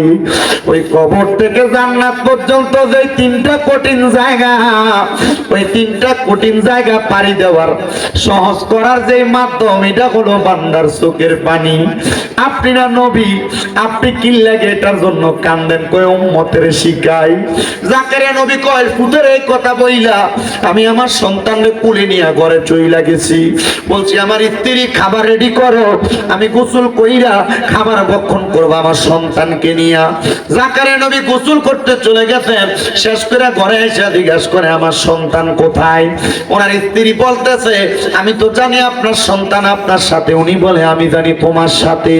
ও বন্ধু, ও নবীর উম্মতের দল, আশিকে রাসূল ভাই বাবারা, জাকারিয়া পয়গম্বর ওই জায়গার মধ্যে দাঁড়ায়া থাইকা ডাক দিয়া কই, স্ত্রী আমার সন্তান বুঝি ঘরের মধ্যে নাই? খুঁজতে খুঁজতে জাকারিয়া পয়গম্বর ওই এলাকার পাহাড়ের গুহা একটু বাদ রাখে নাই, গাছের আড়াল খেজুরের বাগান বাদ রাখে নাই, কোনো মানুষের বাড়ি ঘর বাদ রাখে নাই, কোন জায়গার মধ্যে জাকারিয়া নবী ওনার সন্তানদের খুঁজা খুঁজা পাইতেছে না। 7 দিন হয়ে গেছে, জাকারিয়া নবী ওনার সন্তানদের ঠোকাইয়া পাইতেছে না। জাকারিয়া নবী আমার আল্লাহর কাছে কান্দে, আল্লাহ এতদিন পর্যন্ত সন্তান দিছো না। আমি জাকারিয়া নবীর মনের ভিতরে কোনো কষ্ট ছিল না, এই বয়সের সন্তান দিলা, এখন সন্তানের বয়স 7 হয়ে গেছে, সন্তানদের 7 দিন খুঁজা পাই না। আল্লাহ আমি জাকারিয়া নবীর কাছে ভালো লাগে না। জাকারিয়া নবী কান্দে কান্দে কান্দে একটা খেজুর গাছের সাথে হেলান দিয়া কান্দতে কান্দতে ঘুমিয়ে গেছে। গায়ে ভাবে আওয়াজ আসে, জাকারিয়া সব জায়গায় তো খুঁজলা, যে ঘরের ভিতরে তুমি যাইয়া আমি খোদারে ডাকো, ওই ঘরের ভিতরে যাইয়া সন্তানটারে কুইজা দেখছো নি? উনি বলে ঘুম থেকে লাফ দিয়ে উঠছি, একটা দৌড় মাইরা ঘরের ভিতরে ঢুইকা গেছি, যে দেখতাছি রে আমার 7 বছরের ছোট ছেলে সেবদার মধ্যে পড়া রইছে, মাথা ডালগি দিয়ে তোলা দিয়া আমি তাকে দেখছি 7 বছরের পোলাটার চোখ গুলা লাল হইয়া রইছে, চোখ দিয়া বায়া বায়া পানি পড়ে। ডাক দিয়ে কইলাম বাবা রে, এই ঘরের মধ্যে 7 দিন তুমি কি করো? সন্তান ডাক দিয়া কয় আব্বা 7 দিন আগে আপনি না আমারে বলছিলেন এই কবরের মধ্যে টাইকা জান্নাত পর্যন্ত যাওয়ার জন্য হাসর মিজান ফুলসিরাত নামক যে কঠিন জায়গা আছে, ওই জায়গাটা পাড়ি দেওয়ার মূল মাধ্যম চোখের পানি। আব্বা আমার আল্লাহ তো আমি সন্তানরেও মাফ দিব না, এই জন্য আমি কান্দি, আমার আল্লাহ যেন আমারে মাফ কইরা দেয়। চিন্তা করছো নি রে ও আমার রামপুরের বাবারা, তোমার 7 বছরের পোলারা মোবাইলে কার্টুন না লাগিয়ে দিলে ভাত খায় না, মোবাইলের ভিতরে টিকটক ভিডিও না লাগিয়ে দিলে সন্তান ভাত খাইতে পারে না। আর ওই সন্তান 7 বছরের বয়স আল্লাহ তাআলার কবরের ভয়ে কান্দে। কান্না করার কারণ হইল উনি বলতেছেন আমার আব্বা জানের কাছ থেকে শিক্ষা, সন্তানের জন্য জাকারিয়া নবী কান্দে আর কয় আল্লাহ তোমার কাছে আবাদে কাজ সালিহি নেককার সন্তান চাইছি, এমন একটা সন্তান দিছো, এই সন্তান দিয়ে আমার চাইতে তোমারে বেশি ডরায়। আল্লাহ গো তুমি আমার সন্তানটারে কবুল করো। আমার আল্লাহ তাআলা কবুল কইরা নিছে। এই সন্তানের দল তোমার বাপ্পা তোমার জন্ম দেওয়ার পরে নিজের চিন্তা তত বেশি করে নাই, জাকারিয়া নবী ওনার সন্তানের চিন্তা বেশি কইরা আমার আল্লাহর কাছে কাঁদছে। আপনার মা বাবা আপনারে জন্ম দিয়ে চাইতে আরো বেশি কাঁদতাছে। আরে কান্দে না শুধু, একটা সন্তান যদি দুনিয়ার জমিনে বিদেশে চলে যায়, মা বাপের কলজাটার ভিতরে শান্তি লাগে না, ঘরের বাহিরে গেলে শান্তি লাগে না। আজকের মাহফিলে আমার হাবিব ভাই যে এই রামপুরের কলিতে বাড়িতে মাহফিল প্রতি বছর বছর সাজায়, আমি জানি না এই মাহফিল আর কতদিন পর্যন্ত চলবো। হাবিব ভাই যদি মারা যায় এই মাহফিলটা কায়েম জানি থাকবো নি। হাবিব ভাইয়ের বংশের মানুষের জন্য দোয়া করায়, এলাকার মধ্যে গানের জন্য দোয়া করায়, বৈদেশিরার জন্য দোয়া করায়, হায়াতে বাসিন্দা মানুষের লেগে দোয়া করায়। আল্লাহ আজকের মাহফিলে কোন পোলা পাঞ্জানি বসছে, যারার মা বাপ তারা এত কষ্ট করে করে মানুষ করছে, কিন্তু ওই মা বাপ অন্ধকার কবরের বাসিন্দা হইয়া রয়েছে। মাহবুদ পর্দার অন্তরালে কোন মাইয়া জানি বসছে, তারা আজকে মা অন্ধকার কবরে মাহফিলে নাই। আল্লাহ কোন মাইয়াটা জানি পর্দার আড়ালে বইসা রয়েছে, তার আব্বা দুনিয়ার জমিনের মধ্যে নাই, তারা আছে। মাহবুদ যারার মা নাই, যারার বাবা নাই, তারার মনে শান্তি নাই। জাকারিয়া নবী সহ সব নবীরার দোহাই দিয়া দোয়া করলাম, আল্লাহ যাদের মা বাবা কবরে, প্রত্যেকের মা বাবার কবর জান্নাতের বাগান বানিয়ে দাও, প্রত্যেকের মা বাবার কবর নাজাতের ফয়সালা করে দাও, প্রত্যেকের মা বাবার কবর নূরুন আলা নূর বানিয়ে দাও। আল্লাহ ও দয়াল রাব্বুল আলামিন, যারার মা বাবা বাইসা রয়েছে আম্মা আব্বার হায়াতের মধ্যে বরকত দান করে দাও। আমিন। হে আমার কুমিল্লা হোমনার রামপুরের বাবা, যদি কেউ ওই মা বাপরে কষ্ট দিয়া থাকো, আল্লাহর দোয়া আমি সব মাহফিলে কই তারার কাছে দেয়া মাফ চাইবা, নচেত আমার ওয়াজ শুনা তোমার কোনো লাভ নাই। যদি এরারে বাদ না দিয়া থাকো, আল্লাহর দোহাই আমি সব মাহফিলে কই তারার কাছে মাফ চাইবা। এরারে বাদ না দিয়া ওয়াজ মাহফিল শুনলে কোনো লাভ হবে না। অনেক মহিলারা শ্বশুর শাশুড়িরে কষ্ট দেয়, মনে রাখবা গো মা, যতদিন শ্বশুর শাশুড়িরে মা বাবার মতো মনে না করবা শান্তি পাইবা না। আল্লাহ ও দয়াল আল্লাহ, আমরা প্রত্যেকের দোয়া কবুল কইরা নাও, আমরা প্রত্যেকের দোয়া কবুল কইরা নাও, আমরা প্রত্যেকের দোয়া কবুল কইরা নাও। আল্লাহ, জাকারিয়া নবীর সন্তান যেমন ভাবে কান্নাকাটি করছে মাবুদ রে, ও দয়াল আল্লাহ, আমাদের সবাইকে ওই কবরের কথা চিন্তা কইরা কইরা কান্না করার তৌফিক দান করো। কাইন্দো রে বাবা কাইন্দো, কেন জাননি আমার নবী কয় দুনিয়াতে যেই ব্যক্তি দৈনিক মাত্র 20 বার মরণের কথা স্মরণ করবে, ওই ব্যক্তি যদি ওই দিন মারা যায় আমার আল্লাহ তারে শহীদের মর্যাদা দিয়া দেয়, আমার আল্লাহ তারে শহীদের মর্যাদা দিয়া দেয়। আল্লাহ, দুনিয়ার জমিনের মধ্যে আমাদেরকে মরণের প্রস্তুতি নেওয়ার তৌফিক দান করো। শ্বশুর বাড়িতে যাও, মিষ্টি নিয়ে যাও, ফল ফ্রুট নিয়ে যাও, কিন্তু একবার চিন্তা করো ওই কবরের বাড়ির মধ্যে যে যাইবা কি সামান রেডি করছো? কবরেরও তো কিছু সামানের দরকার আছে রে আব্বা। আমি আগেই বলছিলাম কবরের সামান হইল ঈমান আর আমল, এগুলা নিতে পারবা কবরের শান্তি পাইবা। দোয়া করবা আল্লাহ যেন আজকের মাহফিলের উসিলায় সব কবরবাসীরে মাফ করে দেয়। আল্লাহ তাআলার কাছে সেই ফরিয়াদ জানাই, আল্লাহ যেন নবীজির উসিলায় আজকের মাহফিল কবুল আর মঞ্জুর করে নেয়। আসলেন নবী এই দরাতে রহমত বরকত নিয়ে, চলুন সবাই তাজিমে সালাম দেই ওই নবীর। ইয়া নবী ইয়া রাসূলুল্লাহ ওয়া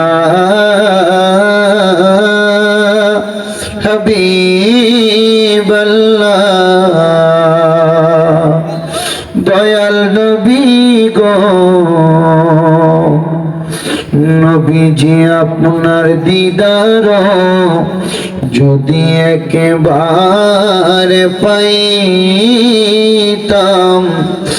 আপনার কদম ধরে চুমিতাম, বলিতাম মনে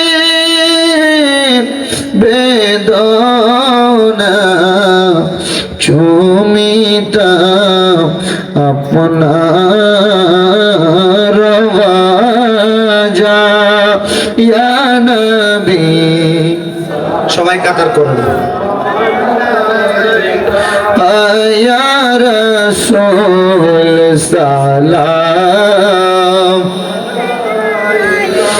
ইয়া হাবিব সালাম আলাইকা সালাতুল্লাহ।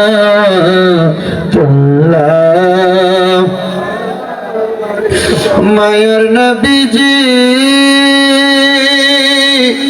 ওগো উম্মতের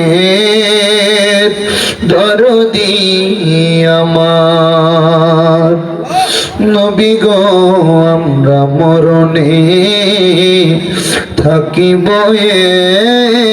একা, আমরা কবরে যাই বয়ে কা, হাসরে উঠিব একা, পাই যেন আপনার দেখা। ইয়া নবী সালাম, ইয়া রাসূল ইয়া হাবিব সালাম, সালাওয়াতুল্লাহ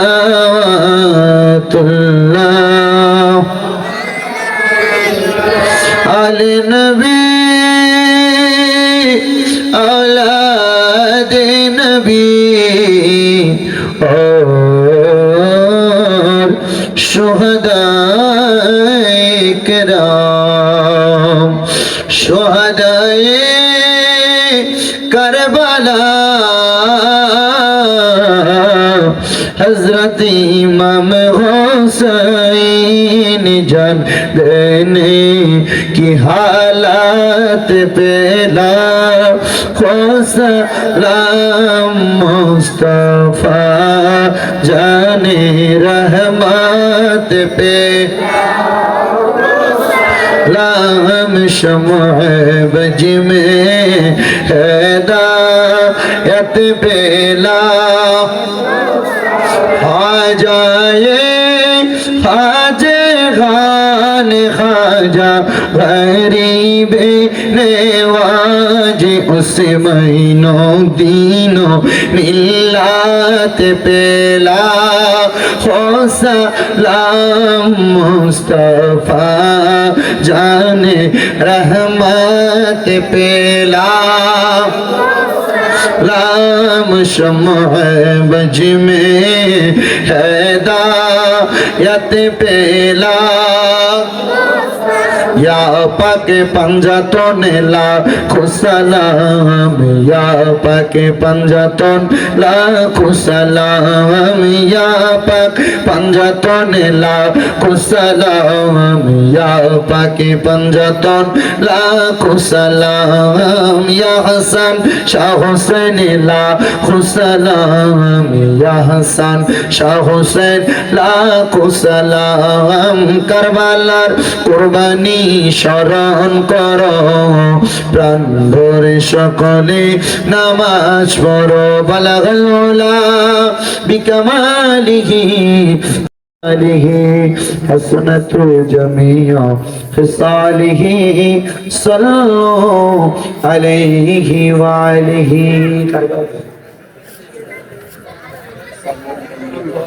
এটা না সাইমন বলতে ছোটটা সবাই বলি আলহামদুলিল্লাহ। আপনার একটা দাওয়াত দেও 31শে ডিসেম্বর আলিপুর নিমসি ব্রিজের সংলগ্ন মাঠে, মানে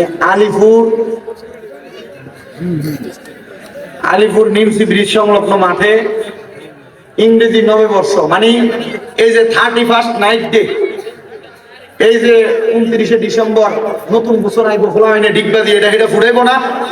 মাশাআল্লাহ আলিপুরের যুব সমাজের উদ্যোগে আলিপুরে বিশাল নাতে রাসূল সাল্লাল্লাহু আলাইহি সাল্লামের মাহফিল হইব। মারহাবা কর। চট্টগ্রাম থেকে বড় বড় শায়ের আসবে, একটা আইব শায়ের মোহাম্মদ সাইমুন, তে এমনি দেখতে সিমরা সামরা দূরে, তার গলার ফিরলেনি দামা শুনলে হাগল করে লা। বড় বড় নাতে রাসূলের শায়ের বিন্দু আসবে ঢাকা থেকে চট্টগ্রাম থেকে, ইনশাআল্লাহ আপনারা যাইবেন। আপনাদের সবাইকে আল্লাহ তাআলা যাওয়ার তৌফিক দাও, আমিন করুন। এটা হলো 31শে ডিসেম্বর রোজ মঙ্গলবার, যাবেন তো ইনশাআল্লাহ? আল্লাহ কবুল করুক, আমিন করুন। আরো জোরে কোন আমিন।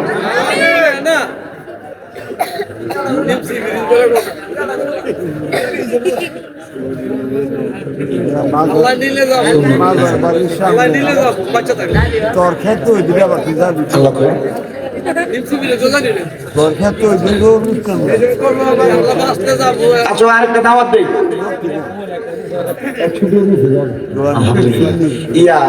আগামী 6 তারিখ আপনাদের দৌলতপুর বাগাবাড়িতে আসতেছি ইনশাআল্লাহ, যাবেন।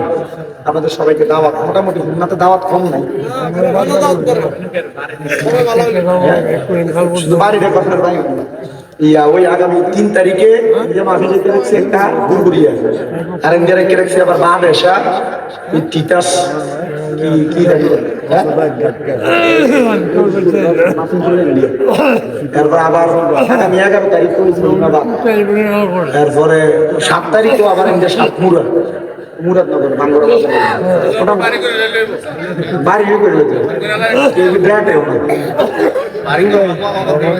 ওই ওনার মাসালা ফরজ নামাজের 2 রাকাত সুন্নাত বাড়ি থেকে পড়ে আইসা আযান দেওয়া সঠিক হইব কিনা আমার প্রশ্ন।